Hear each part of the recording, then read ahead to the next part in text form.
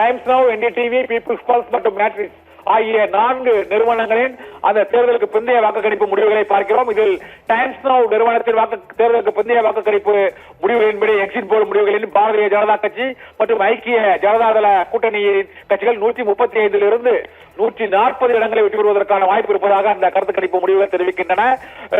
காங்கிரஸ் கட்சி மற்றும் ராஷ்டிரிய ஜனதாதள கட்சி கூட்டணி கட்சிகள், இடதுசாரி கட்சிகள் அவர்கள் 100 இருந்து 115 இடங்கள், அதாவது அறுதி பெரும்பான்மைக்கு ஒரு 7 இடங்கள் அங்கு குறைவாக காங்கிரஸ் கட்சி டைம்ஸ் நவ்வின் தேர்தலுக்கு பிந்தைய வாக்குக்கணிப்பு முடிவுகளில் கிடைப்பதற்கான வாய்ப்பு இருப்பதாக அறிவிக்கப்பட்டிருக்கிறது. பிரசாந்த் கிஷோரின் ஜன்சுராஜ் கட்சிக்கு எந்த இடமும் கிடைப்பதற்கு வாய்ப்பு இல்லை என்பது டைம்ஸ் நவ் நிறுவனத்தின் வாக்குக்கணிப்பு முடிவுகள் தெரிவிக்கின்றன.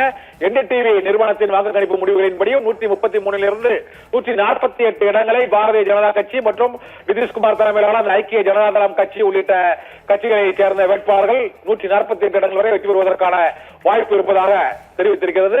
இதே போல காங்கிரஸ் மற்றும் ராஷ்டிரிய ஜனதாதள கூட்டணியும் 87 இருந்து 100 தாண்டி 102 இடங்களில் வெற்றி பெறுவதற்கான வாய்ப்பு இருப்பதாக தேர்தலுக்கு பிந்தைய வாக்குக்கணிப்பு முடிவுகளில் என்டிடிவி தெரிவித்திருக்கிறது. Times Now, NDTV, People's Pulse மூன்றுமே காங்கிரஸ் தலைமையிலான ராஷ்டிரிய ஜனதாதள கூட்டணி 100 இடங்களை தாண்டும், ஆனால் அறுதி பெரும்பான்மையான 121 எட்டுமா என்ற கேள்விதான் இப்போது மிகப்பெரிய கேள்வியாக இருக்கிறது. இந்த கேள்விக்கு விடை வாக்குப்பதிவு நிலவரம் மற்றும் முதலாம் கட்ட தேர்தல், 2வது கட்ட தேர்தலில் கிடைத்த வாக்குகள் மற்றும் பிரச்சார வியூகங்கள் மாற்றப்பட்டது உள்ளிட்ட பல்வேறு அம்சங்களையும் கணக்கில் கொண்டு 14ஆம் தேதி வாக்கு எண்ணிக்கையின் போது என்ன மாற்றம் ஏற்பட போகிறது என்பதுதான் மக்கள் முன் எழுந்துள்ள மிக முக்கியமான கேள்வி. அடுத்து பீப்புள்ஸ் பல்ஸ் 133 இருந்து 159 இடங்கள் வரை இதுவரை எடுத்த அந்த கருத்து கணிப்புகளிலேயே பீப்புள்ஸ் பல்ஸ் மற்றும் மேட்ரிக்ஸ் ஆகியவைதான் 150, 160 பாரதிய ஜனதா கட்சி தாண்டும்.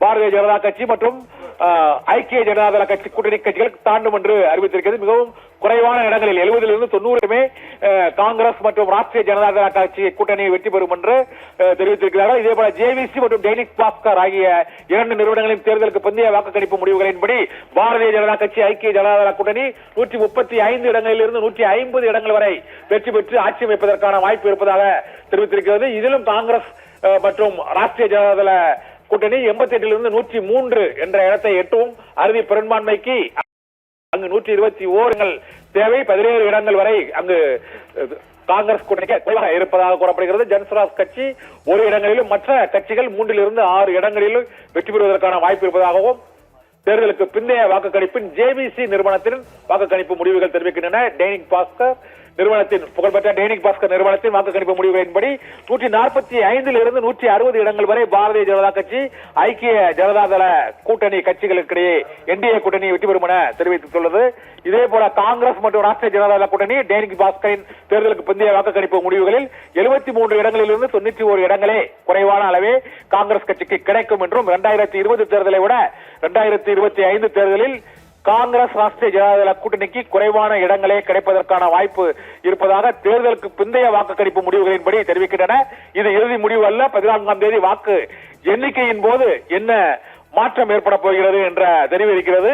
மற்றொன்று மிக குழப்பமான வெற்றி நிலவரமாக அனைத்து தேர்தலுக்கு பிந்தைய வாக்குக்கணிப்பு முடிவுகளிலும் பிரசாந்த் கிஷோரின் ஜன்சுராஜ் கட்சி 1 இடம், 2 இடம், 3 இடம், 1 இடம் கூட கிடைக்காது என்று பல்வேறு விதமான குழப்பமான அந்த வாக்குக்கணிப்பு முடிவுகள் வெளியாகி இருக்கின்றன. இதனால் பிரசாந்த் கிஷோரே கேம் சேஞ்சராக அல்லது ஸ்பாயிலராக இருப்பார், அதாவது ஆட்டத்தை குலைக்கக்கூடிய நபராக ஜன்சுராஜ் தான் இருப்பார் என்பது இந்த தேர்தலுக்கு பிந்தைய வாக்குக்கணிப்பு முடிவுகளின் மூலமாக தெரிய வருகிறது. ஆனால் என்ன நடக்கப் போகிறது என்பது வாக்கு எண்ணிக்கை நடைபெறும் நாள் என்றுதான் தெரிய வரும். 1 இடத்திலிருந்து 5 இடங்கள் வரை பிரசாந்த் கிஷோரின் ஜன்சுராஜ் கட்சி வெற்றி பெற்று மற்ற இடங்களில் அவர்கள் 238 இடங்களில் போட்டியிடுகிறார்கள்.